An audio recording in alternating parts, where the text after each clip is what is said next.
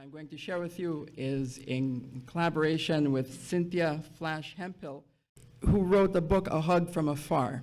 And if you get anything out of what I'm going to say, get the book, read it. I began to search for a voice like Anne Frank's in the Middle East and North Africa at some point.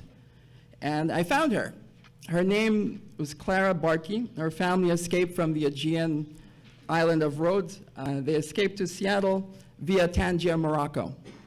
And what started as friendly letters quickly turned into desperate pleas for help as the life for Jews in Rhodes deteriorated under the control of Italian dictator Benito Mussolini, who allied with Adolf Hitler.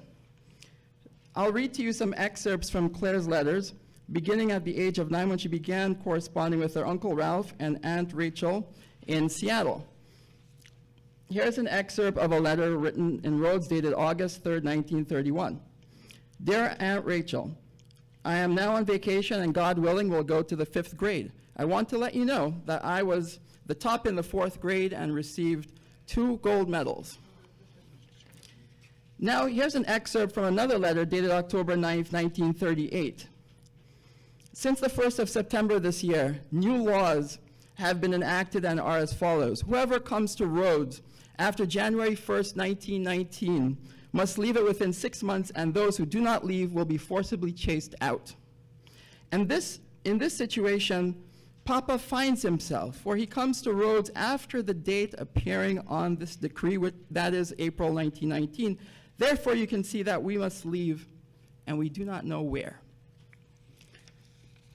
In the letter, another letter, dear aunt and uncle, is with tears in my eyes. I'm writing this letter, but only to tell you that we were born to suffer.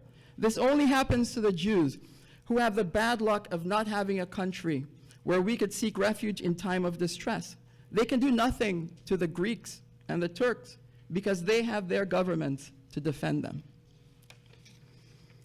There's another letter, May 2nd, 1939, where Claire conveys the urgent need to flee Rhodes, writing on behalf of her father, including describing a failed attempt to embark on a Greek ship to escape the British Mandate Palestine. In another letter dated June 6, 1945, she's now writing from Tangier, Morocco, where she's worried about family members who are left in Rhodes. And she says, you cannot imagine how much we suffer here, seeing all the horrors of the concentration camps in Germany.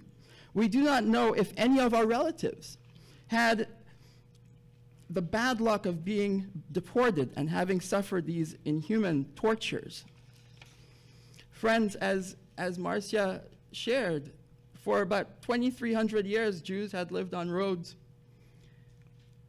On July 20th, 1944, the Nazis made sure not to miss about 1,700 Sephardic Jews who were on Rhodes, remaining on this tiny Mediterranean island just off the southwestern tip of Turkey. They were sent to Auschwitz on what would be the longest journey to the largest of the death camps, where over 1,100,000 Jews were murdered. Only 151 Jews from Rhodes survived the Holocaust. I hope that you'll read the book, A Hug From Afar. One family's dramatic journey through 3 continents to escape the Holocaust, and I hope you appreciate the need to raise awareness of Sephardic and other and Romaniote experiences of the Holocaust. I'll close with an excerpt from one of Clara's letters. This only happens to the Jews who have the bad luck of not having a country where we could seek refuge in time of distress.